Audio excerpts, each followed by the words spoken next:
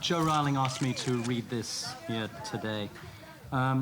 Having seen Dan Radcliffe's screen test, I don't think Chris Columbus could have found a better Harry. I wish Dan, Emma, and Rupert the very best of luck and hope that they have as much fun acting the first year at Hogwarts as I had writing it.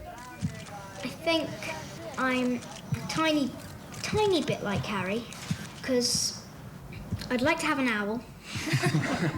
Staring out at a room full of reporters on his very first day as Harry Potter, blinking at the popping flashbulbs and gamely fending off reporters' questions, there was no doubt about it. Daniel Radcliffe was in for the ride of his life.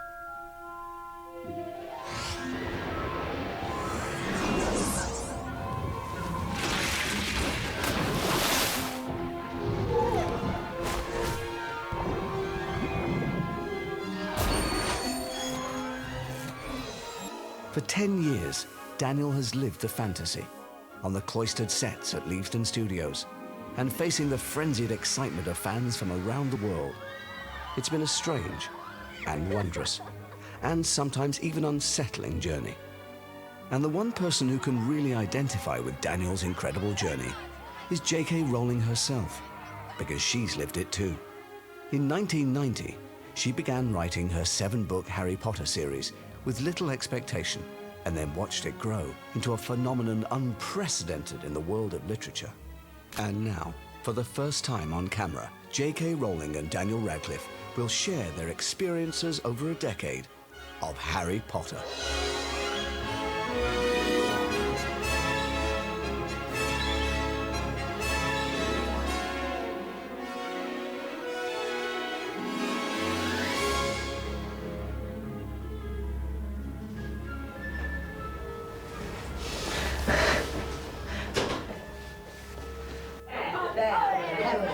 How are you? Not bad at all. Can I just tread on you? No, not at all. Please have a seat. Excellent. So, this is exciting. Yes, it is exciting. This is our chance to ask each other... All the things we've asked each other off camera, but now do it in front of the camera. But now do it in front of the Exactly, camera, yeah. absolutely. And I'm going to try and be much more profound and insightful than I ever have been Go off for it. camera. I'm looking forward to this. Okay. So I was, this is my chance where I realised that doing the interviewing is actually not an easy thing to do at all. That's okay. We can swap. I can interview you. Yeah. That would be brilliant. Okay, so I thought to begin at the beginning, how involved were you in the casting process, and how much do I have to thank you for? Well, you should thank me for everything, Dan, if obviously. that's all right. Flowers every day from now on would be most appreciated.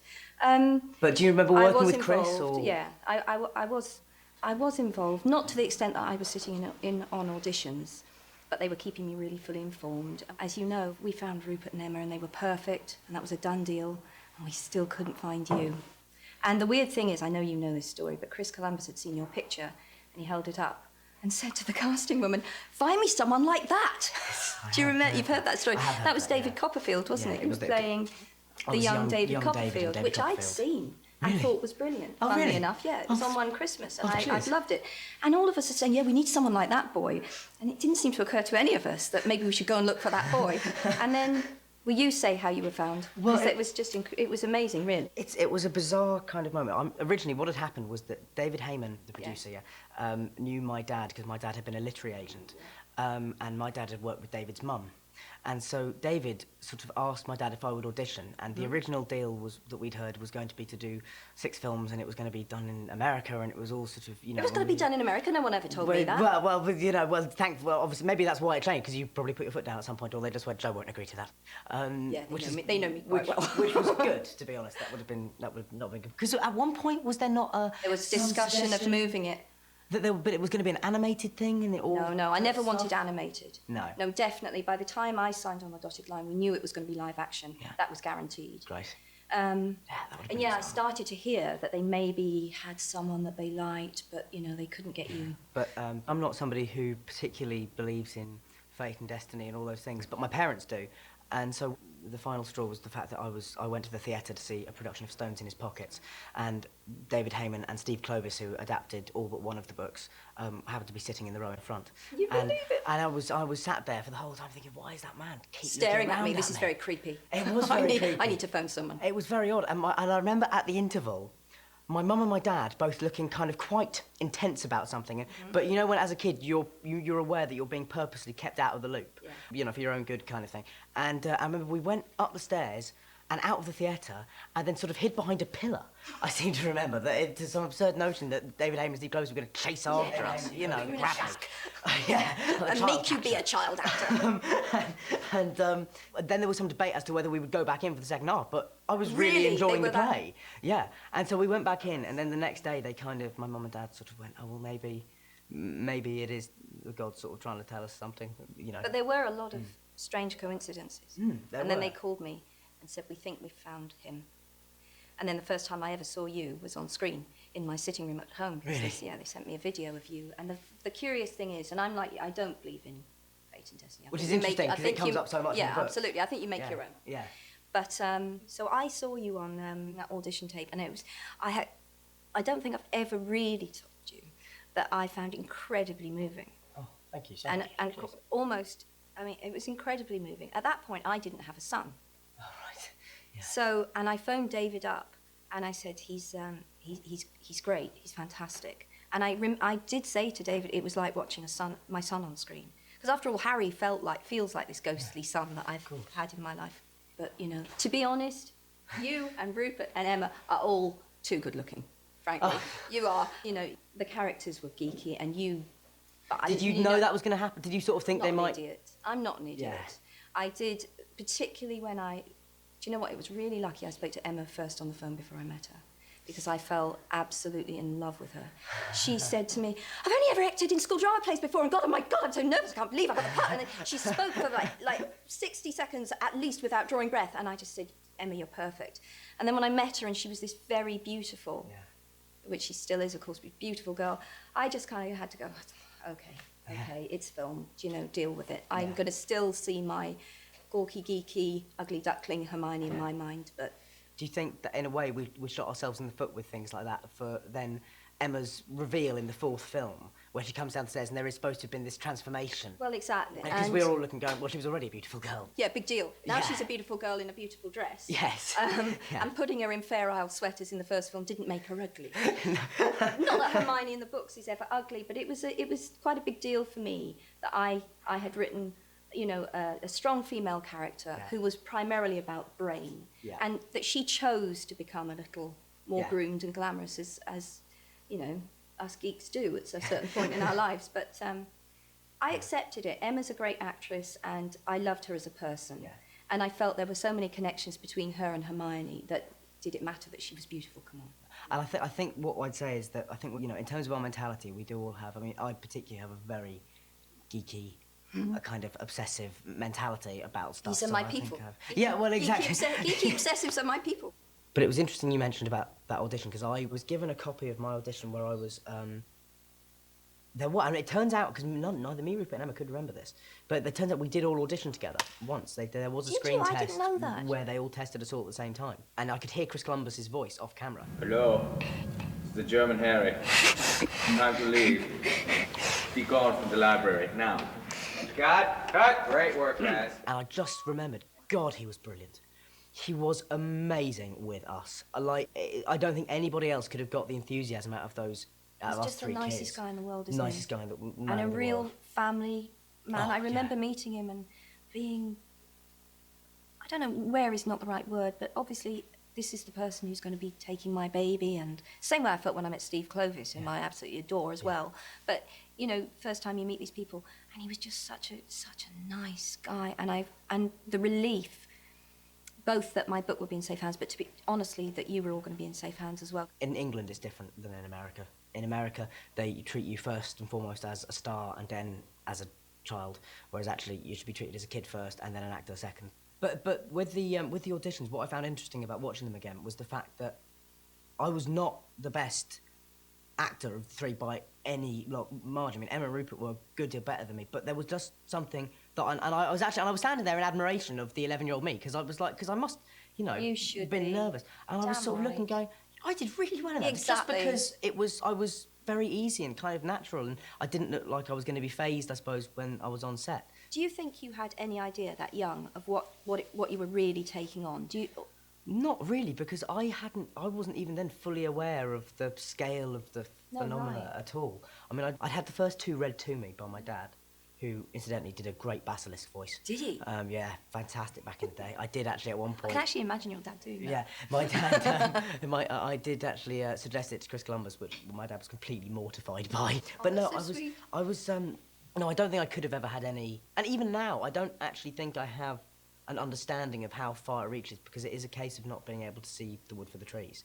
You know, I'm so much in the middle of it that I actually can't see how far out it stretches. I had exactly the same experience, although I think for a while I deliberately kept myself insulated from it. I didn't want to think about it. And when people would give me statistics, so many books sold or so many territories covered, and you just think, I just want it to be me and my desk. I don't, and you know, again, people will watch and think, oh, come on, you know, you could see the royalty checks coming in. I'm sure you noticed this. Yes. And No, yes, absolutely, I knew it was. But there was a scariness and a pressure, and sometimes a weirdness about, and you know this and I know this, when people are obsessional about something, on the outer fringes, you will have, you know, strange things going on that you maybe don't want to focus on too much when you just want to write your book. As you say, it's you with your desk. I'd rather be in my aircraft hangar outside Leavesden with the rest of the crew. No, You know, it's weird. So you couldn't have contemplated, because I can remember the first premiere, and you were shaking. Yeah, you were. Yeah. But it was. I don't think any of us knew what to expect. Did we? No, I don't think, because on Potter it's a very insular world Yeah, of to course. film, so that you just basically, you know, you go into work every day. There's a big perimeter fence around the studios. We are the only film at Leavesden, so Yeah. normally you'd have interaction between different crews and things. It Because feels if you're very pilot- safe, doesn't it? I always felt that when Yeah. I visited. It felt like does feel very family. safe. Everyone knew everyone else's names. And that's got even stronger since then, I'd have to say as well. As it's actually, you know, I mean, the relationships I have with some people around that set are like family, you know. But what was lovely for us was that, from my point of view, and I speak for I think most of the set, in terms of your involvement, you were around a lot at the beginning and early on, and very involved. And then as you kind of saw that we weren't going massively off script, absolutely. you That's kind of completely stepped right. back, which was- Completely right. Early on. But was that hard or? No, it was easy. Okay. And it was a relief.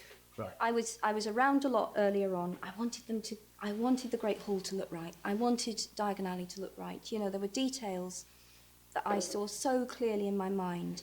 I knew I could help. I knew I genuinely could help, and I could help them make it right for the readers. And I felt a huge protectiveness, I suppose, and loyalty to the readership. Yeah. Once I knew you were up and running, and it was fine, it was a relief to say, right, there are the films, and I'm over here with the books, and that's fine. And I trust these people, and I did, and I do. And that's wonderful. And, you know, Yeah. I think, and I have to say that it was, inevitably, you had to depart from the strict storyline of the books. The books are simply too long to make into very faithful films. And I can think of many places where it's worked just beautifully. And some things are just more filmic, and some things are more inherently novelistic. So I was always accepting of that. It didn't have to be a word-for-word transcription of my world, although some fans are. Yes, Scary. I mean, I do think I'm not that scary. that they kind of, no, you're not, which is wonderful.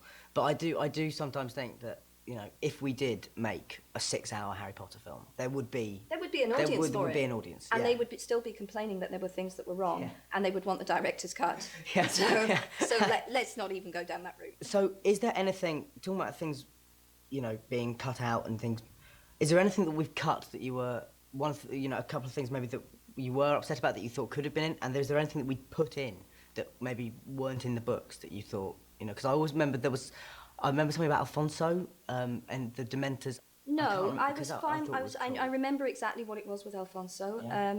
There was a... Well, first of all, on the Dementor point, I thought he did those beautifully. And I loved the fact that they really created that visceral dislike. I loved what he did with the Dementors.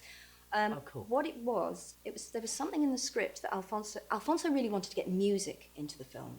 Right. And he put the choir in, which I loved. Yes, But at one point, he had this rather bizarre scene where I think Flitwick was conducting, and there was this there were miniature people in an orchestra inside something, and you see, this is my geekiness. I said to him, but why? I know it's visually exciting, Yeah. but part of what I think fans really enjoyed about the literary world was there was a logic that underpinned it. There was always a logic to the magic, however strange it became. And I know it's intriguing to go through the mouth of whatever it was and see these little people, but why have they done it? Yes. For you to film it. That's just what it feels like. Yeah, you know, that's interesting. normally with the magic, there is a point. So we had a bit of a discussion. Yeah. Okay. Sometimes I would dig my heels in on the funniest things. I'd been saying, yeah, change the costume, that's no problem. Yeah, I don't mind if that happens in that city instead of that city. And then all of a sudden I say, but they wouldn't do that spell. Why would they do that there? Yeah. So I think sometimes I confuse people. Because the things I get wound up by around set are mispronunciations. Because I don't know if they wind you up as well, but can we get a definitive pronunciation of Aurora? Is it? That's clearly what you think it is. Well, so no. Aura. It is Aurora. See, here's the thing: is that I always read it Aurora, and then it got. But you can. I mean, with loads of my words. But the one you You really can hate, read by the them. way, is a lot of people on set, even people in. People who should know people who should better. know better say Expelliarmus instead of Expelliarmus. Expelliarmus. Yeah, and it does make it sound like a bowlerama. Yeah, or something it like that, does. where That's Homer not good Simpson at all. goes. No, that's No. really bad. That's very bad. So wouldn't I be do happy tell about people that. off. Good. Yeah, no, I'm glad. because I got a question the other day because we did this thing recently, which was a thing where we connected over the internet and did an audio commentary for the film on the internet, and people sent in questions at the same time. It was really cool. And one question somebody typed in where it was, I noticed that most of the spells in the film have a blue hue to them. Why is this?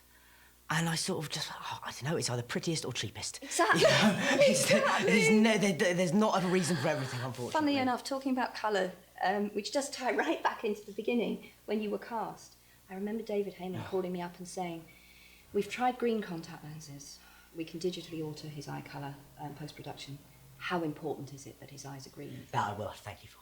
And I said, the only really important thing is that his eyes look like his mother's eyes. So if you're casting Lily, there needs to be a resemblance, but they don't absolutely have to be green. Oh, thank Christ, he said. Because, were the contact lenses awful? The contact lenses, there is a very small percentage of people apparently who have a very Extreme reaction to contact lenses. And I was one of them. I feel really bad. No, don't worry, it's 10 years ago. It's really fine. Are you over it? Yeah, You've had I'm your over it now. therapy? Sorry. But there was, because also the other thing that we didn't think was a particularly good sign early on was about the green eyes went down so badly. But then after I came up in these terrible spots after about a week. And I, then in my teen years did get bad acne, but I was 11 at the time. You so never looked like you had bad acne. Was that great makeup? That was great makeup and some visual Because effects. I've been walking around for years saying it's incredible none of them ever even got spots. Are you joking? No, no. I promise you, I kept saying, how unlikely is that we managed to cast 3 kids who go through adolescence on screen, they always have perfect skin. I think Rupert was the luckiest of the three of us. The Rupert didn't have much, but me and Emma, well, particularly myself, got very, very spotty. But over that first 2 weeks, it was brilliant because we put the glasses on and eventually we realised that I was allergic to them.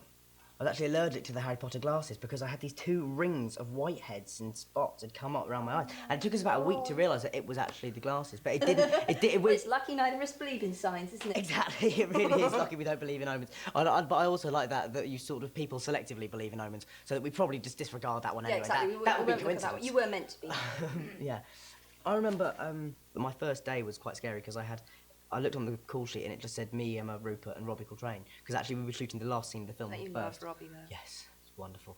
David Heyman said to me, if there's one actor that you really want for one of the parts, and I said Robbie for Hagrid, really? and I just kept saying it, and they talked about other people, and yeah, that was a bit of a deal breaker for me. I really wanted Robbie. It's just that I always saw Robbie as being the right person.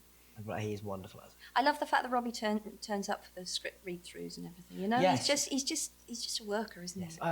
While we're on the topic of the other actors, Alan Rickman and my relationship with Alan since the 5th film has changed totally. Has it? And because on the 5th film I found him very, very intimidating. He is scary. And he is a scary guy. He's just scary. Before you sort of, and then I went and did Equus, and then we went out for dinner afterwards, and suddenly I found that Alan's actually hilarious and very funny. really funny and self-deprecating and kind of wonderful company, and who also was so supportive of me whenever I was going on stage. At one point, he cut short his holiday in I think in Canada to come back early and see the show so he could talk to me about I it. didn't know about Like that. he That's does, lovely. he's amazing. Like he does things like that, and. But how much did he know originally? Because there was always been this thing of Alan knew something. Alan really makes me laugh. Right, it's absolutely true. I told him really early on that Snape had been in love with Lily. That's why he hated James. That's why he projected this amount of dislike onto Harry. So he knew that. And at what point... Then I heard, you told me Yeah. that he'd been saying in, I don't know whether it was more than one scene, but you told me that he'd said, I just don't think Snape would do that. Yeah. Given what I know. Yeah, And I do thought, remember Alan, are you really milking this now? If your camera angle's not good enough. No, I really feel at this point Snape would be centre stage in The Good Life because of what I know. So then do you remember we were talking about, I said, well, let's just pretend I've told you loads of stuff. So anytime they try and make you, but you wouldn't go for it. No, I didn't. Very principled of you. They were trying to get me the other day. They're all trying to get me to get a bit pissy about stuff because they want to go home early. I've still not gone into the crew pressures yet. It was funny about sort of telling things because people used to say to me all the time, "Have you told the actors? Have you told the actors what And happens?" I don't think we wanted to know. And you didn't want to know, and I don't think anyone really believed that. But I think partly, I know that you started winding people up and saying that I had told you stuff, but that was on set. Yeah. I mean, among the cast, wasn't Yeah. it?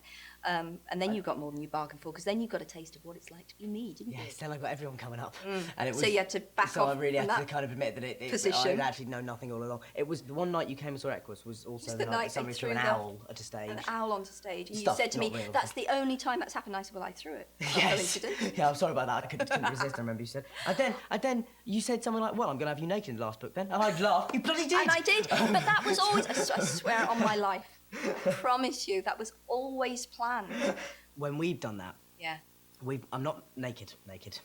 I'm Well, in- frankly, I'm yeah. disappointed I'm sorry. because you did it in Equus, so why can't you do it for Harry Potter? But what we've done is a kind of You one went of a my howling rope. yeah. No, we've gone for kind of that. You know, have you seen one of my favourite films? Is A Matter of Life and Death. That's my favourite film of all time. Oh, really? How have we never We discussed really, that before? really haven't planned this for anybody watching. Is that honestly true? Yeah, I've got three favourite films: 12 Angry Men, Matter of Life and Death, and Doctor Strangelove. But Matter of Life and Death is probably, is Yeah, superseded. very good taste in films. Thank That's you. my favourite film of all time. Well, we've done something like that so the Afterlife was sort of I'm in all in grey tones, kind of. Oh, okay. That mix. That's So as yes. a- Well, if it's a tribute to A Matter of Life and Death, actually, Yeah. I told David Heyman years and years and years and years ago that A Matter of Life and Death was my favourite film. But what was the other thing I was going to No, say? we Equus, talked no. about. So yeah, you came and saw Equus, and then yeah. afterwards, I remember I turned around to you and said, Do I die? Go on. I've got to ask. "Go on, do I die?" And you very cryptically sort of paused for a moment. So and you then get a said, death scene. You get a death scene, which was sort of. And I saw you double take. You knew. Yeah, You said. yeah. At that point, I was kind of like, okay, I sort of vaguely have some idea what's going on. And Neil, my husband, afterwards said, "What did Dan ask you when he lent into you?" He said he asked if he's going to die. What did you tell him? I said, "I'm not telling you." So did Neil not even know? Really? But so because I remember hearing a story at one point about, you killing off a character and becoming very upset about it. And would you not be able to talk to him about that kind of stuff? I think I told him in advance of Dumbledore, but he didn't know whether Harry was going to make it. No one knew. Really? You really were living with that weight then? It's funny because Matthew, I remember seeing Matthew at the premiere for. He's brilliant, isn't he? He's Completely. Yeah. And there's another example. They cast what they think is this plain-looking kid, I and he know, grows up to be this kind of rock god. We were at a gorgeous god, yeah. we were at a script read-through, and I'm looking along, and I'm feeling all Where's nostalgic. Oh, there they all are, Dan and Rupert and Emma. And then there's this big guy in leathers, a bit unshaven, and I thought, he's probably the guy they've got from McLagan. And I move on, and I think, no, he's Matthew. What happened to you? So that was weird. But And also one of the coolest, most he's a hard-working guys on that nicest set. guy. Yeah. I met him at the premiere for Half-Blood Prince, and I said, "There's some great stuff for Neville in," and he went, "I don't want to know." All right, sorry, just trying to liven up the conversation. There you are. But you can normally rely on me and Matt for understatement. Yeah, he was pretty forceful. I remember on the 5th film, Yeah. you came to the set and we had probably the biggest talk about the character we've ever had, even though it wasn't Yeah, a we did, major that's thing. right, But it was. yeah. I was kind of more asking questions about the relevance of Dumbledore's army and Yeah. how important is that in terms of what will happen later. And I remember that what you said to me was it's very important because at some point Harry will have to lead large numbers of people. Yeah, and the this is only real resistance, the only organised resistance, really. Yeah. I always knew final battle would happen at Hogwarts. So that's where we were always walking towards. So along the way I had to set it up so that Harry had become a leader of some form of resistance movement because it was far too implausible. I That was remember that actually- talk. I remember Yes. that talk vividly. And on the wall in my room, I had I'd just done a big project where I'd taken pictures of lots of authors off the internet and written a little biography about them underneath, and then put their names up. And I did loads of them. I can definitely remember you picking it out. George Eliot. And tell about the relevance of George Eliot. When I was looking for a maiden name for Lily, I chose Evans on the basis that it had been George Eliot's real name. See, that's wonderful. I don't think anybody knows that, do they? No, it's just one of those just quite random things. But sometimes, for strange reasons, you'll use a name and it always thereafter means more to you than it does to anyone else. Yeah, so I do remember that. In the books, obviously, it's how much were your school days kind of influential on the kind of not obviously in the magic, but in the no, not at all. I went to a comprehensive. All right, so okay. It was, cool. So all these kids you've inspired to go off to boarding schools. Yeah, God, which was the very last thing I wanted to do. It certainly wasn't pro boarding school. It's simply logistics. There's a logic underpinning the world, and if you are a part of society who's living in secret, and you want to gather together a large number of your children and teach them potentially dangerous and explosive things that could expose the whole society, you are going to do that in an isolated place, and you probably are going to have them board there. Yeah. It was just logistics. Yeah. But of course, there is an appeal to young people, and there was to me the idea of just being together with young people and being divested of your parents. Yeah. I think that's quite appealing. Yeah. It's much more interesting to write about if you're talking about kids with kids, and the authority not being parental figures. It just allows them much more leeway. Yeah. So that's why it was. But it was no kind of a yen to recreate any sort of 1940s boarding school in the slightest. I know this for a fact, and I'm afraid people will just have to take my word on this, because after all, I have met thousands of the kids who've read these books. Children from virtually every walk of life would like to go to Hogwarts. Oh, yes, absolutely. I still would. Well, you know, it's an exciting place. It's spooky. It's mysterious. They get rid of their parents. They get to have feasts every day. It's, in some ways, a fantasy. It's a dark fantasy, because there are things there that are frightening. But you could have quite a nice life at Hogwarts as long as you kept your head down. And weren't friends with friends with Harry Potter, who kills everything he touches. Moved to Midsummer. Why'd you go and live there? It's a terrible idea. Don't be friends with Harry. Yeah. And just do your lessons and stay in your common room. Yeah. And until, obviously, Voldemort comes knocking at the gates, you probably have quite a nice life. Right. It's like when at the moment you see anybody in any war film show a picture of their girlfriend back home, you just, oh, why have you done that? No, exactly, of course. Killed now. Exactly. Because, in a way, because what I like about Harry as a character is that one of the things that sort of marks him is that so many of his relationships and so many of his most important moments in his life have been to do with death. And, you know, for instance, his relationship with Cho Chang. He's Typhoid Mary. Everyone who enters a room with Harry is going to cark it at some point. Exactly. I mean, you don't hang out with him. Well, exactly. It talk about an aura of doom. Yes, and that, of course, that was quite deliberate, and he's the prism through which I view death in all its many forms. Wow. Of course, yes. As the books went on, and you realised that actually suddenly it was getting a massive adult fan base as well. Did you then realise you could gear it more towards adults in showing that kind of stuff, or were you always going to confront kids kind of with that? No, I always... Anyway? Well, it's a very good question, because clearly I never went into it expecting to pick up an adult fan base the way that I did. Having said that, I had said from the very first, I said to my first editor, Barry Cunningham, I want them to grow up, and it will get darker and it will get scarier. And I think you can see that happening right up till 4.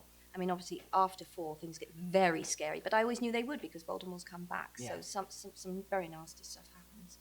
So I really went where my pen took me, and bad though it may sound to some people, I never really considered my readership in that way. I never sat down and thought, I just wrote what I wanted to write. Yeah. And things got darker and darker and darker, as you know. And so be it. Yeah. So coming on to Potter, how much then did you know from the beginning? Because there's it's almost become part of the legend of Harry Potter, that you knew all of it, and that and as these things do, they get out of hand. So the last chapter went from being written to being safe with an armed guard. Always rubbish. Always rubbish. It was nothing was ever locked away in that. And did you feel that at all, or? Well, there was a degree of truth. I had very early on, but not the first day or anything, probably within the first year of writing, I wrote a sketch for what I thought the final chapter would be. So that's true. But it did change. Okay. Because at least one character was alive in that version of the character that subsequently I killed. So, there were a couple of people. Can we hear who? Lupin was supposed to make it, and of course he didn't. No. Yeah. Lupin's one of my saddest ones, I have to say. Me too. That was pretty awful. Me too. I hated killing them. Yeah. But they had to go. You've got the chip of ice in the heart of the writer, as Graham Greene says. Well, now, here's another thing, because was there ever a chance that one of the main... Because I was convinced that one of the main three had to buy it, eventually. One of them was funnily enough, I planned from the start that none of them would die. Okay. Then, midway through, which I think is a reflection of the fact that I wasn't in a very happy place, I started thinking I might polish one of them off. Out of sheer spite. There, now you definitely can't have him anymore. Midway through the book or midway through the series? No, midway through the series, right. Yeah. But I think in my absolute heart of hearts, although I did seriously consider killing Ron. Really? Anyway, I can tell you exactly. It's a real relief to be able to talk about it all. It's fantastic. It must be lovely, actually. It's lovely. The truth is, I always knew, and this is from really early on, that I was working towards the point where Hagrid carried Harry, alive but supposedly dead, out of the forest. Always. I knew where we were always working towards a final battle at Hogwarts. I knew that Harry would walk to his death. I planned the ghosts, for want of a better word, coming back, that they would walk with him into the forest. We would all believe he was walking to his death, and he would emerge in Hagrid's arms. So that's what always kept Hagrid safe, because Hagrid actually would have been a natural to kill in some ways, but because I always cleaved to this mental image of Hagrid being the one carrying Harry out, and that was so perfect for me, because it was Hagrid who came and took him into the world, and then Hagrid who would bring him back, and the onlookers would believe he was dead, you know, and just the physically Hagrid being so big and fatherly, and Harry being limp in his arms. So that's where we were always going. That's amazing. It's interesting that something like that image actually kept Hagrid safe. I like that phrase. Like, it almost that's protected exactly him. Hagrid was never in danger. And as I say, Lupin, when I first created Lupin, I had no intention of killing him. And then it was sort of borne in upon me that Lupin had to die, which is awful. Yeah, I mean, that's a horrible I knew he had realization. to go, and the reason he had to go was, what if, ultimately, I mean, in the final book, you're looking at a war, aren't you? And what's horrific about war? Well, one of the horrific things is leaving children fatherless, motherless, and so on.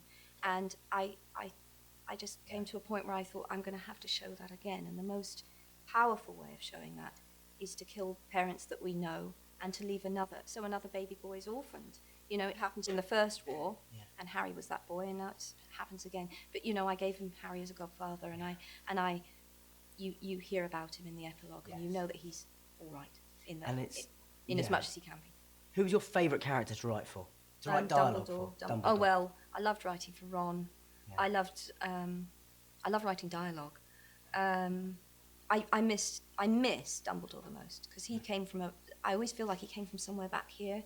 It felt quite automatic writing when I wrote Dumbledore. He was telling me things I needed to hear sometimes. Oh, really? I really liked that. Yeah. That's amazing. Yeah, so I miss him. And what is the because I remember because Albus was presumably because of the beard, was it? Well, no, actually, Albus and Rubeus, the red and the white.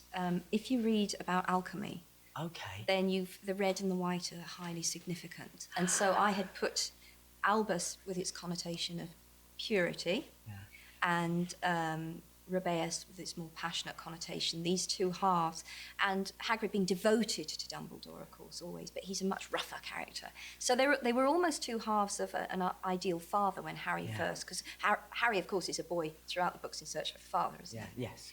You know, to people watching this, there is a very cynical way to watch this, the way we're talking about these characters as if they are real people, and people, I think, just need to understand that for you it's been pretty much 20 years with these characters at this point. Yeah, 20 years, You know, and for me, 10. So you do get not just attached to the actors who I play with, but the notion of them as the principles of those characters. And a very ongoing relationship with them, and thinking about them as though they're real people.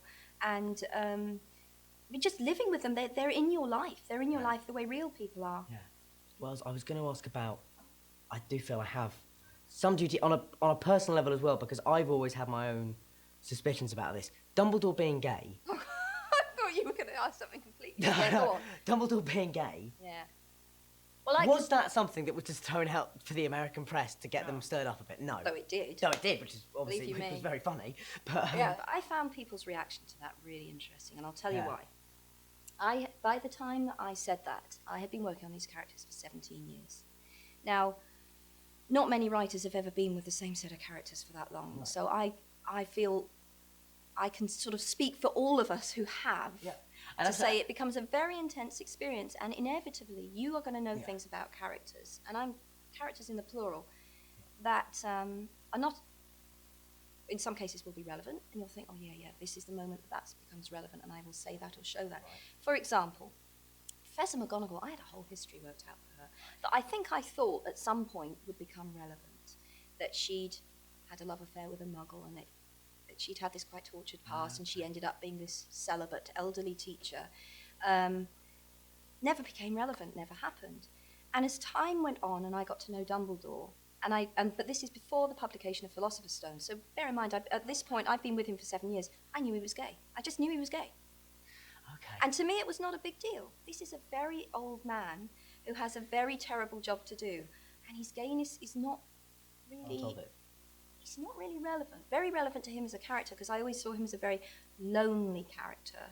And I think that there is, in fact, a hint of it in 7, because the relationship he has with Grindelwald, he fell very hard for this boy. He's awfully trusting of this good-looking young man when he shows up. Don't you think it was perfect that Dumbledore, who is always the great champion of love, Harry, love will save us, love, his one great experience of love was utterly tragic.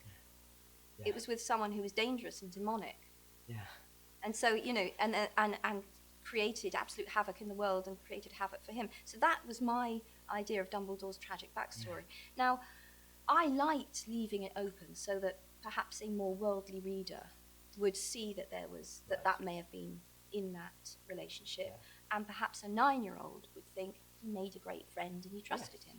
I enjoy the fact that I used to say, because I can remember journalists asking me about it in the early days and saying, well, you know, do you not think this is a bit too over their heads? And I said, listen, if they reread the book, it's like going back and finding another sweet in the bag, isn't it? Yeah. You reread 2 years later and you think, oh God, I get that now, that innuendo. Or, exactly. Do you know, so I was okay with that. Through all the books. But in the context of how I was writing about him, in other words, he's giving, clearly, he's John the Baptist to Harry's Christ, isn't he?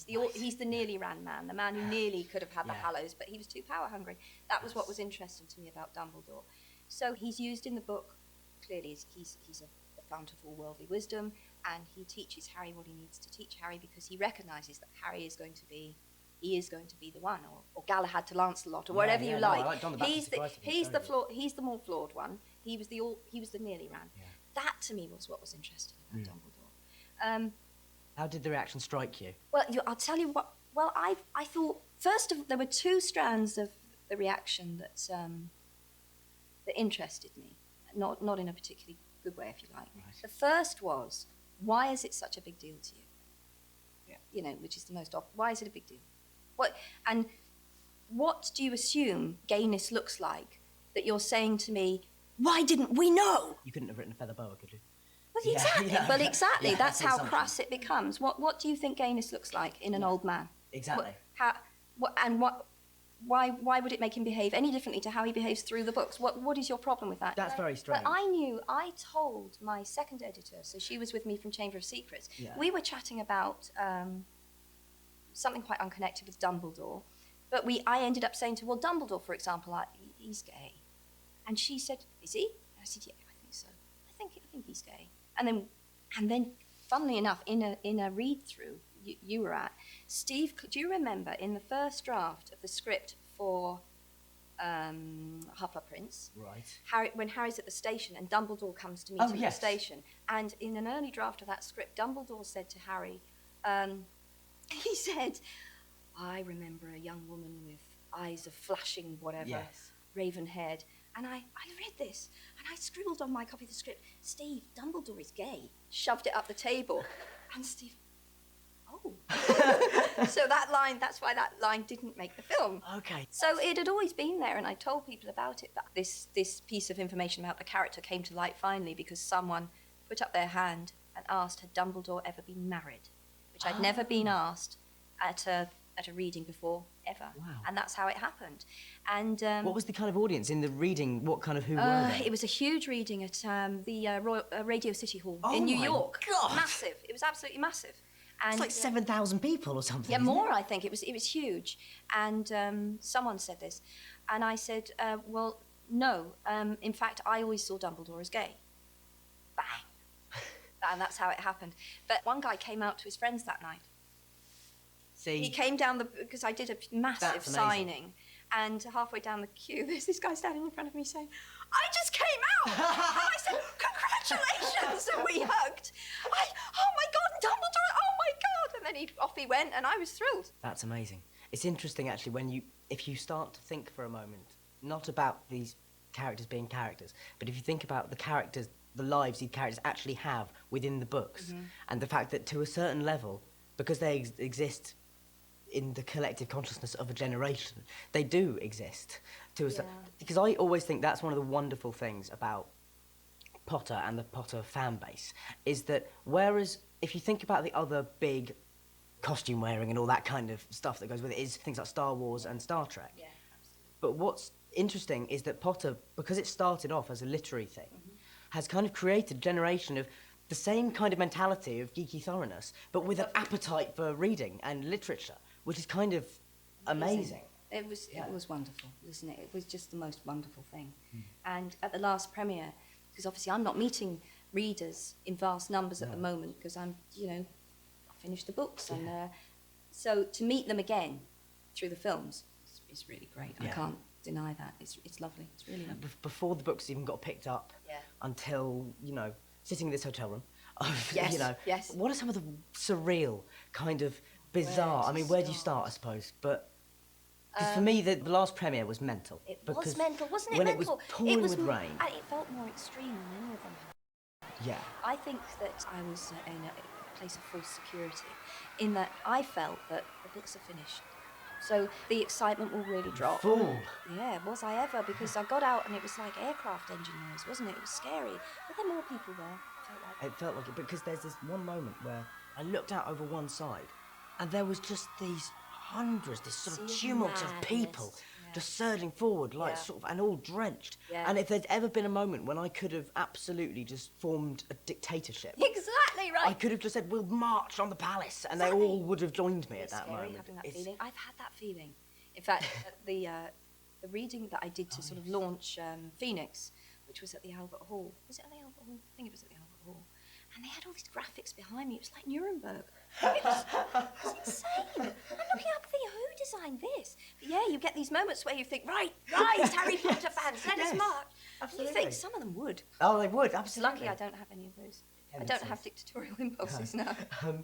But no, the only thing you can do is laugh at it, and it's hilarious, and it's so funny. It's bizarre. When somebody, tries to, for instance, that when somebody once tried to jump into the front seat of the car with us, to somebody who tried to follow us in afterwards, you've got two reactions to that situation. You can either be terrified and think, oh, people are going to try and get into my car, or you can think, that's hilarious that she tried to do that. I'm fine now, that I'm safe, and it's all fine, and that's quite funny. But no, those first. I don't want people to jump in your car, you see. Yeah, that makes me uptight. Okay, sorry. See, this is the thing, is I always get a lot less annoyed by it than whoever I'm out with. Yeah, but that's also true of me. When spooky things have happened to me, it's much easier when you're the target, I think, to think, it happened, that's fine. Whereas people around you are completely freaked out and saying, you mustn't ever be alone in a car again. Yeah, exactly. But did you, because you've been subject to sort of internet rumours and stuff, the crazy stuff that comes with it, does that make you laugh? I've got a kind of top, at least a top 4, I think, of these. Oh, tell me. The stories that I've heard about myself. Go on. Was that I was getting SAS guards to walk my dogs. Well, it's best, Dan, really. Let me advocate that. That I was getting. How many dogs have you got? 2.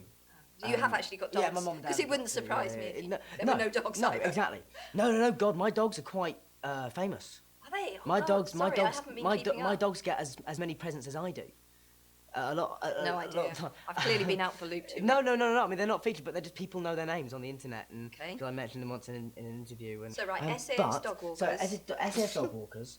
I was having for a while. I was having special beer brewed in a monastery in Belgium by Just Belgian for you. monks. Just for me. you. I don't drink You beer. had your own personal monks. I don't. Yeah. And SAS dog walkers. Unless it's dog, I don't particularly That's like it. nice. There was one that I'd grown, I think, about 8 inches in about 6 weeks or something. That would be extremely worrying. Which, as anybody who meets me can tell, that's not happened.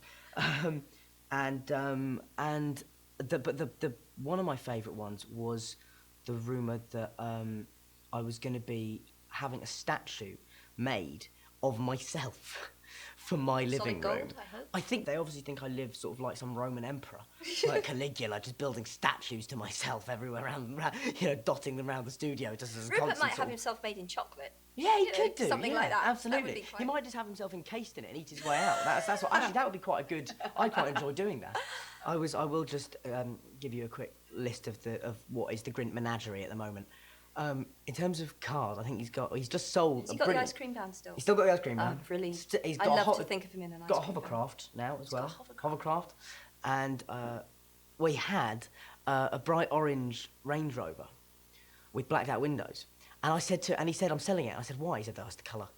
Which is presumably why I bought it in the first place. But he's now got like amazing pets, and he's got like llamas and peacocks, and Llamas? he basically has done, with his money, what the rest of us would have done with our money, what we said we'd all do when we were 7, and just have Isn't the kind that of Willy brilliant? Wonka house. I'm really It's brilliant. happy. I'm really pleased about that. We always make jokes about Rupert because we always think living he's the sort dream. of... He is living the dream, and we always say he gets out of bed, just into the water flume, down to the breakfast table. That's how he sort of travels around his house.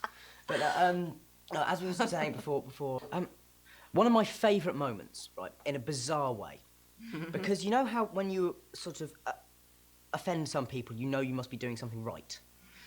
Well, there was one of my favourite photos from Potter was, I think it made the cover of like the Times or some, big proper newspaper, and it was a huge bonfire in some states in America, I think, and it was somebody had thrown a calendar, and through the air, smiling, was Rupert Grint's face being tossed into the flames, and it was one of the abiding images that I've always remembered. It's that much funnier that it was Rupert. Yeah, exactly. Yeah, just that it was quite serene, kind of going into the fire, and it was lovely. But does that bother you, or do you think that is actually a good bother sign? me? No, it never bothered me because I felt that those particular criticisms were utterly misguided.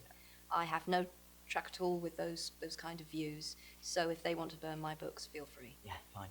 Presumably they're going to have to buy copies to burn them. So, well, even that didn't particularly bother me. I have occasionally come face to face with people like that. Really? They can be quite aggressive. Really? I remember on one of my book tours we had plainclothes police checking the place out for bombs because there had been a bomb threat. Yeah, so it was real, and I look back on that and I mean, that's largely died down, but there's certainly states in America where I don't think I'd be particularly welcome. No.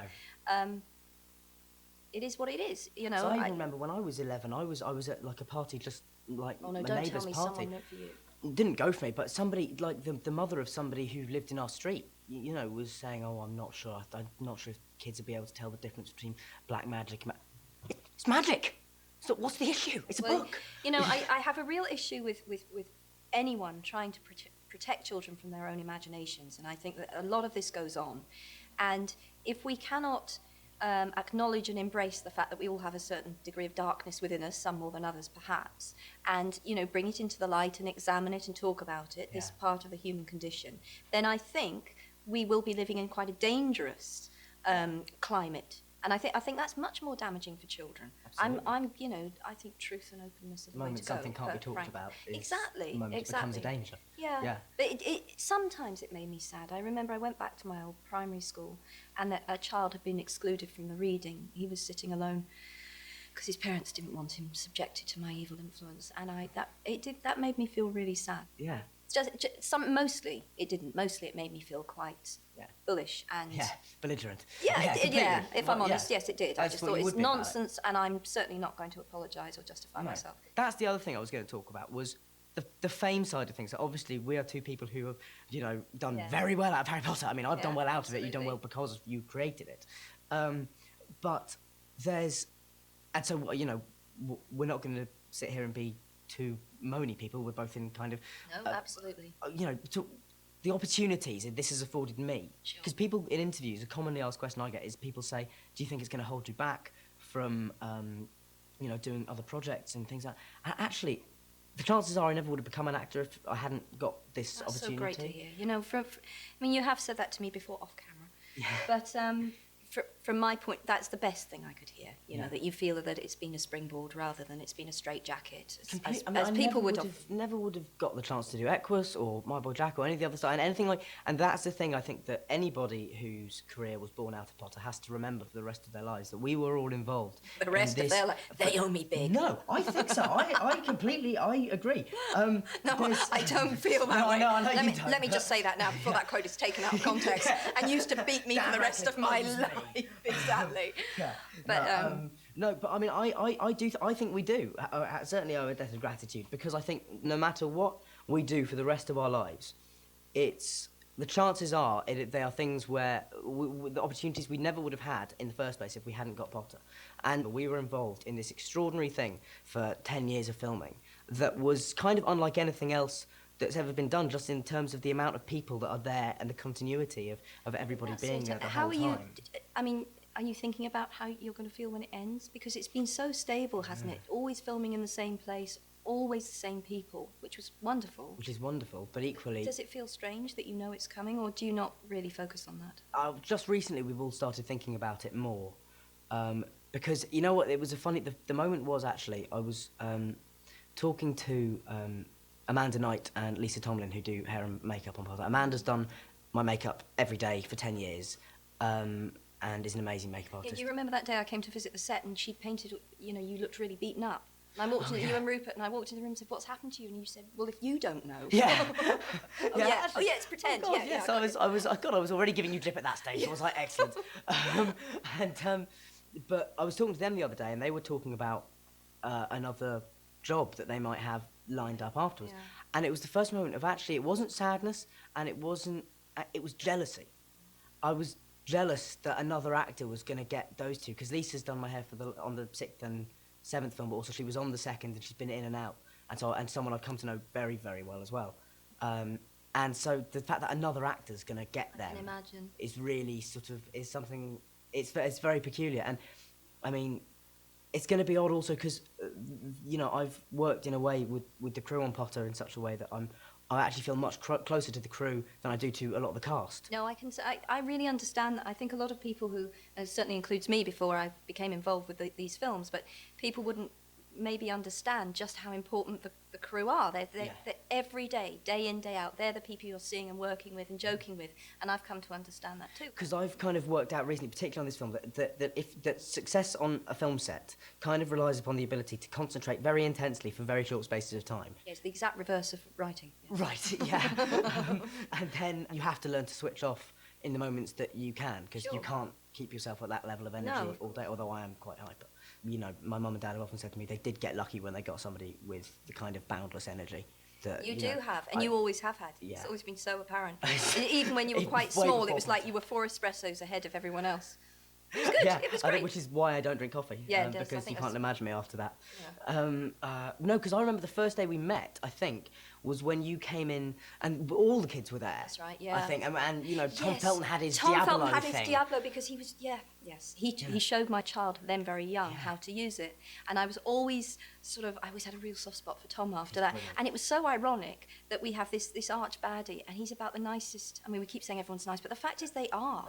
There were never any brats. There was never anyone objectionable. They were all just really nice people. But Tom is Tom's such a sweetheart. He's a bit older than the rest of us as well, Yeah. and was when he was younger, and had done a bit more work. Yeah. Like, he'd done quite a few films. Yeah. And in his demeanour off set, that showed, I think. He was quite comfortable with being there, wasn't he? Yeah. But yeah, he was so sweet. I do remember that day, all of you in the canteen looking around. It was spooky. It is amazing. I remember Devon, who plays Seamus, very vividly from that day. Because he really looks like I imagined. Oh, really? Yeah, he was one of the ones they'd really cast someone who Now, I looked think the way I'd imagined. The other person we should definitely talk about, because who I do think is sort of, even though you notice what he does, he is the unsung hero of these films, Stuart Craig. Oh, God. Because his sets are... He's a genius. I mean, for me, that's what makes the world. He's just a genius, yes. Yeah. Because it's the detail of everything. Because I think that's what has allowed us to survive as a successful franchise. Because we sort of have, because we started off at the same time as a whole host of other kids' fantasy films have sort of started. But the reason I think we've managed to do so well and sustain the story right to the end and keep people interested is largely down to, I think, the sets and the fact that the detail that goes into the world is so thorough, it feels complete. World. And I, again, as someone who's not been involved in the film business and came to it entirely new, to be able to walk into the Gryffindor common room and pick up the comics and read them, it's so real, it's so fabulous. Kids who visit the set are blown away by it, aren't they? That they can walk into all of these rooms and play with all these things. Fortunately, we've now lost the Gryffindor common room. No, is it gone? I don't know. It was my favourite set. I don't know where it is anymore. I think maybe it's probably. I don't think it's because it was everyone's favourite set. So I think it's probably better been not moved. been set up in someone's back garden. Oh no, I'm sure that's not the case. But I'm But sure you it'd be did kept tell in me the everyone's museum. going around putting dibs on various props. Yeah, well, I'm really eyeing up my glasses. That's what I want. And I don't want. Not what you want. You see, I think I would want my wand. See, the thing is, the wand for me is a less constant thing because it changed after the second film. It's a different wand I've got now. Oh, okay. And because in Alfonso's words, he said that he thought the other wand looked too smooth and like it was from IKEA. And so he gave me this sort of stick, you know, and which was great. But all the shopping and changing with wands in the last book. We are I can so... explain it to you, Dan. Can you please? We are so struggling on this set, I have to say. I will get my wand and go, who's this? Who's This this is again? Draco's mum's. Who does this really belong to? It's because we got... And then trying to explain it then to Rafe, when Rafe comes on as Voldemort, and I'm kind of looking at him in his Voldemort makeup, and he's asking me about the ones that I'm completely panicking, going, I've really got to find the most succinct way I can explain this to you in 2 minutes, but I don't know if that's possible. Because I remember I had to reread the end of 7 a few times. I was talking about the end of 7, the epilogue. The epilogue changed when... Because some people really... I like the epilogue, but some people had a problem with it. Some people hate it. Yeah. A version of it was literally written 17 years previously to the book. A version of it was written. But as I said to you earlier, some people were in there who didn't turn up in the final cut and so on. Yes, I wanted to give a snapshot. I think what a lot of people felt about the tone of the epilogue was, so this is it, so it's over, so he's not a hero anymore, he's a sort of middle-aged man seeing his... It felt like a letdown, but I have said this before, for me, absolute heroism is rebuilding after that kind of trauma. Yeah. And I could think of nothing more noble than that he's acting what Dumbledore preached but didn't live. You see, Dumbledore preached, these are the values that see us through, that survive, love, and those sort of human bonds. Harry's actually living it. So he was always the guy to me who had it thrust upon him, and that was supposed to be epitomised, to go back to the wands, in the fact that he had the chance to have his finger on the nuclear button, as it were. He had the chance to own this most powerful one, and he said, no, want that one, I want my own, and I want to break the chain. And going back to, what was the moment like when you... I mean, how solid is the end of writing a book? I mean, do you give it in and then it's done, or... Well, actually, this time it felt really solid. I mean, I had editing to go through. But it was after it was published that it really hit me. Now, I had been prepared... It's an awful thing to say, but in some senses, it was like knowing someone is going to die. Yeah. I had a long time to prepare. I always said 7 books, that's it. That's what I planned from the beginning. But even so, it hit me like a train. On my birthday, which was the same month as publication, which is also Harry's birthday, which I wasn't particularly thinking about, but I cried as I've not cried since my mother died. Oh, really? Honestly, yeah, it really hit me. And I mean, my husband was, why? What's wrong? What's wrong? And I said, I just can't go there anymore. I can't go there anymore. And it had been a place I could escape to for 17 years, and I knew the door had closed, and it was, but it was very cathartic. And after that day was past, I became much lighter, and there were aspects, of it that are liberating. Obviously, I feel I've done that job, and that's always a good feeling. Oh, thank you, Dan. That's done. But yeah, it was tough. It was tough. I'm not going to pretend it wasn't. I cared so much about the characters. I loved writing the books. Most of the time, I loved writing the books. Yes. But you tell me how you're feeling about the end of it, because no, I mean, there's I feel like a therapist. It's going to be very strange and very upsetting, but it's the little things that you'll miss most. Like, I mean, and also it's the fact that I mean, I'll walk into that studio for one day over the next few months and sit down in front of that makeup mirror, and it'll be the last time that I film that day, because then I'm going off and hopefully doing other things. And as you say, it will be liberating, because I'll no longer have to, when I get sent an amazing script, go, I'm sorry, I'm not available for the next 7 years. I mean, or whatever. But. So I'm very excited about the opportunity to just live that sort of actor's life of just getting a job and going off and doing it, and and those kind of things. I'm very excited about. But But it's also, there's an awareness that it'll never be the same again, that I'll never have that period of time. And also, it's not just, I mean, I look at this more, you know, in terms of a landmark, more than my 18th birthday was, this is me becoming an adult now. That is me leaving the nest now, Yeah, you know. But no, it's been a good 10 years for me, so thank you very much. Oh, Dan, that's good to hear. Cool. Good one. Cheers.